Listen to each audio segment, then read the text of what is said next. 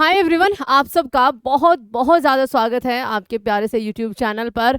और आज का पूरा दिन जो है मतलब ये 4 जून जो कि देश का भविष्य कहीं ना कहीं तय करने वाला था। ठीक है, अब इस 4 जून का जो रिजल्ट आया है उसके भविष्य के बारे में भी नहीं पता चल पा रहा है।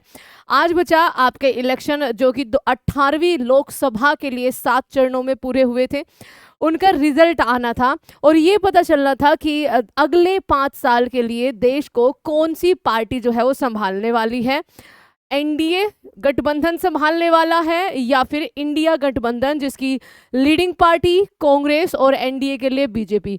लेकिन इस बार इन दोनों ही पार्टियों को आपका बहुमत जो है वो नहीं मिल पाया है। अगर हम बात करें 2019 में, तो एनडीए की तरफ से जो बीजेपी पार्टी है, सबसे बड़ी पार्टी, उसके पास खुद का अकेले अपने दम पर सरकार बनाने का पूर्ण बहुमत था।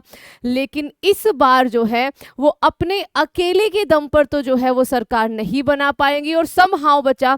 इसी वजह से इस 4 जून की तारीख का जो है वो भविष्य ही निर्धारित नहीं हो पा रहा है कि आखिर सरकार बनेगी किसके। हाँ, एनडीए अलायंसेस में क्योंकि कुछ ऐसे अलायंस है जो पहले किसी और के मतलब कई बार जो है वो आपका साथ जो है बीजेपी का छोड़ चुके हैं, फिर वो वापस आ जाते हैं।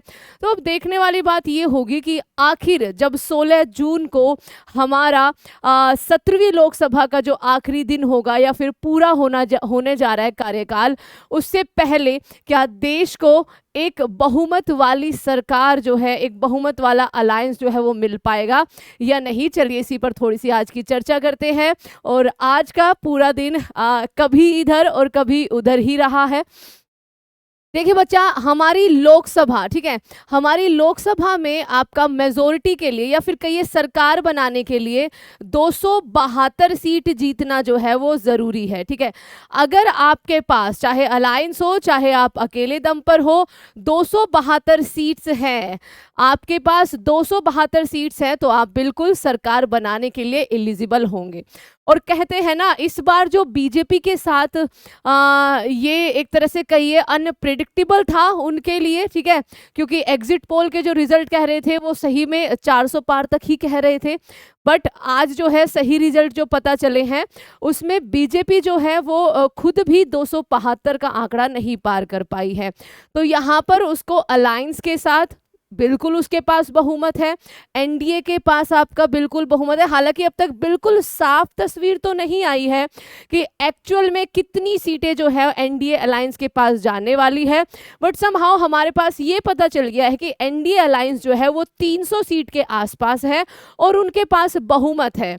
एनडीए में से जो बीजेपी है बच्चा, उनके पास इस बार बहुमत नहीं है, वो लगभग 240 से 243 सीट पर जो है वो आपका इस बार आकर रुक गई है। ठीक है, तो अकेले अपने दम पर वो आपका सरकार नहीं बना पाएंगी। उसके अलावा इस बार जो बड़ी छलांग लगाई है मुकाबले 2014 या 2019 के, हम कहते थे कि हमारे पास कोई मजबूत विपक्ष नहीं है, तो अगर एनडीए इस बार सरकार बनाती है तो हमारे पास एक बहुत ज़्यादा मजबूत जो है विपक्ष रहने वाला है। क्योंकि जो इंडी गठबंधन है या फिर कहिए इंडिया जो अलायंस है जिसकी सबसे बड़ी पार्टी आपकी कांग्रेस है, उसने एक बड़ी छलांग लगाई है। आपका लगभग 99 से 100 सीट के आसपास ये इस बार जो है गेन कर रहे हैं, इन द सेंस बच्चा टोटल सीट्स के बारे में। उसके अलावा समाजवादी पार्टी, ठीक है, समाजवादी पार्टी अखिलेश यादव इसके लीडर हैं।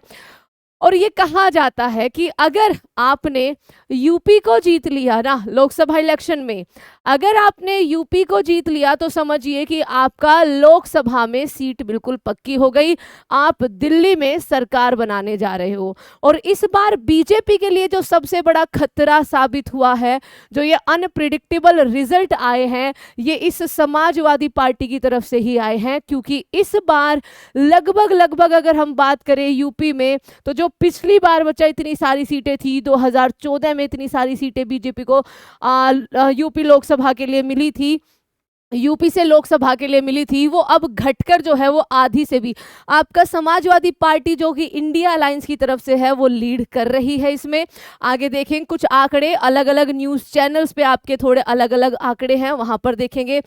टीएमसी ने बच्चा बंगाल में एक तरह से कहिए पूरी तरीके से आपका साफ किया है, आपका 29 सीटों पर ये लीडिंग में है। डीएमके हो गया या फिर जनता दल, ये ऐसे बड़े बड़े दल है इंडिया अलायंस के कहिए, ठीक है। और अगर एनडीए की बात करें तो उसमें नीतीश कुमार बहुत बहुत बड़ा रोल जो है वो प्ले करने वाले हैं कि आपका बीजेपी की सरकार बन रही है या नहीं बन रही। इस बार बीजेपी की जो बागडोर है, अगर वो सरकार में आती है, एनडीए की जो बागडोर है वो कहीं ना कहीं बचा नीतीश कुमार से होकर जाती हुई दिख रही है कि हाँ उनका रोल बहुत बड़ा रहने वाला है, क्योंकि बीजेपी के पास आपका 272 का आंकड़ा नहीं छू पाई है। और समहाउ ये उनके लिए तो बहुत ज़्यादा, ये 2 स्टेट है या फिर कहिए एक स्टेट हरियाणा का बहुत प्रेडिक्टेबल था कि इस बार बहुत कम सीटें आने वाली है। हरियाणा में आपका आईएनसी को 6 सीट मिली है, बीजेपी को 3 सीट मिली है, आम आदमी पार्टी ने 1 सीट वहां पर जीती है। लेकिन जो सबसे बड़ा खेल हुआ है वो उत्तर प्रदेश में हुआ है, जहां पर बीजेपी को 37, समाजवादी पार्टी को 33। ये थोड़ा पहले से का डाटा है बच्चा, क्या बता भी 1-2 सीट ऊपर नीचे हो गया हो, लेकिन जो जीतती हुई दिख रही थी वो एसपी यानी कि सपा ही दिख रही थी। आईएनसी को 7 सीट मिली है, आरएलडी को 2 सीट, और आजाद समाज पार्टी काशीराम की जो है उसको 1 सीट। 80 सीटों में से बीजेपी अपनी आधी से ज्यादा सीट जो है इस बार गंवा चुकी है। अगर हम बात करें यूपी से, तो समहाउ जो रीजन बताया जा रहा था कि आपका राम मंदिर वाला मुद्दा या अदर्स उसकी यूपी की डेवलपमेंट को लेकर, तो शायद वो कहीं ना कहीं आपके बीजेपी के काम नहीं आए हैं, ये चीज ध्यान रखना। और कुछ बीजेपी लीडिंग स्टेट है, जैसे कई जगह पर बीजेपी ने बहुत अच्छा किया है, जहां पर उम्मीद भी थी कि वो अच्छा करेंगे, जैसे मध्य प्रदेश हो गया। साउथ में इस बार बीजेपी ने बहुत अच्छा किया, चाहे वो कर्नाटका हो चाहे वो आपका तेलंगाना हो। आपका यहां पर एनडीए, ठीक है, मध्य प्रदेश में आपका देखिए यहां पर 29 सीटें, कर्नाटका में बहुत ज्यादा अच्छा किया है, गुजरात के अंदर, बिहार में उनका बहुत अच्छा एनडीए अलायंस ने अच्छा किया है। छत्तीसगढ़ की बात करें और दिल्ली में भी आपकी 7 की 7 जो सीटें हैं वो बीजेपी को मिली है। हर जगह समहाउ अच्छा ही किया है, अगर कुछ जगहों को हम छोड़ दें। लेकिन सबसे बड़ा जो फर्क आया है कि ये 272 का आंकड़ा नहीं छू पाए हैं बच्चा, 243 पर आ गए हैं। ये सबसे ज्यादा जो इंपॉर्टेंट है, ये जो 38 सीटें यूपी में हार गए हैं, ठीक है। यूपी के अगर पिछली बार की तरह यानी कि 2019 लोकसभा चुनाव की तरह या 2014 की तरह इनके पास सीटें आती, तो बीजेपी फिर से अपने दम पर जो है वो आपका सरकार बनाने में बिल्कुल सक्षम हो जाती। तो यहां पर ये चीज ध्यान रखना। इस बार देखिए ये कुछ आपके न्यूज़ के डाटा है, आपको एक बार लाइव भी दिखा देते हैं आपके सामने कि अभी का जो सिनेरियो है वो कुछ इस तरीके से चल रहा है। प्रेस कॉन्फ्रेंस करने लगे हैं, अब जो अलायंसेस है वो अपने अलायंसेस से बात करेंगे, दूसरी पार्टी के अलायंसेस से बात करेंगे, ठीक है, कि किसकी सरकार जो है वो किसको। अब अलायंसेस वालों को ज़्यादा फायदा होने वाला, जैसे अभी भी खबर आ रही थी कि नीतीश कुमार को पीएम बना देंगे, इंडिया अलायंस में वो जाने वाले हैं। तो एनडीए के पास 293 है बहुमत, ठीक है। इंडिया के पास देखिए 150 सीटें बचा इन्होंने क्या की है, कवर करी है, मतलब आपका गेन करी है। 232 का अभी के लिए, और अदर्स के पास अभी के लिए 18 का आपका यहाँ पर आंकड़ा है। उड़ीसा में बीजेडी आपका देखिए यहाँ पर असेंबली इलेक्शंस के बारे में बात हो रही है। तेलंगाना त्रिपुरा की दोनों सीट आपकी बीजेपी के पास गई है। तो ये हर एक तरह से, उत्तर प्रदेश में देखिए बीजेपी 35 पे आ गई है, सपा आपका 34 पे है। कांग्रेस ने 7 सीट, इस बार आपकी 6 सीट जो है वो गेन करी है। उत्तराखंड में 5 की 5 आपकी बीजेपी के पास गई है। और आगे अगर हम बात करें तो वेस्ट बंगाल में तो टीएमसी ने, जो कि आप लाइव देख भी रहे होंगे, ममता को बिल्कुल सुपड़ा साफ कर दिया है। तो बच्चा अभी तक का सिनेरियो थोड़ा सा ये है, जिसमें बीजेपी को 243, तो बिना इन अलायंसेस के, ठीक है, आप क्या है सरकार नहीं बना सकते हैं। और सबसे ज्यादा है जेडीयू यानी कि नीतीश कुमार, क्योंकि उनका कहा जाता है ना कि वो सबके हैं, तो उनका भरोसा नहीं है। अब 16 जून के बाद जो है वो आपका 17वीं लोकसभा जो है वो खत्म हो जाएगी, यानी कि आपका टेन्योर जो है वो पूरा हो जाएगा। अब देखेंगे तब तक आपका कौन सी पार्टी जो है अपना बहुमत साबित करती है, और देखने वाली बात होगी, क्योंकि आखिरकार 5 साल के लिए देश का भविष्य जो है वो किन हाथों में जाने वाला है।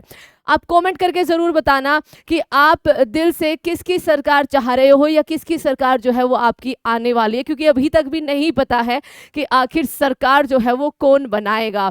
इलेक्शन जैसे बच्चा पुराने टाइम पर अटल बिहारी वाजपेयी जी के टाइम पर हुए थे, उसी तरीके से कुछ आज का सिनेरियो लग रहा है। तो चलिए, take care everyone, bye bye. जिसकी भी सरकार मिलेगी बिल्कुल टेंशन मत लेना, आपको ज़रूर बता दिया जाएगा। एंड हाँ, आप सब्सक्राइब ज़रूर कर देना हमारे चैनल को। Thank you so much everyone. जय हिंद।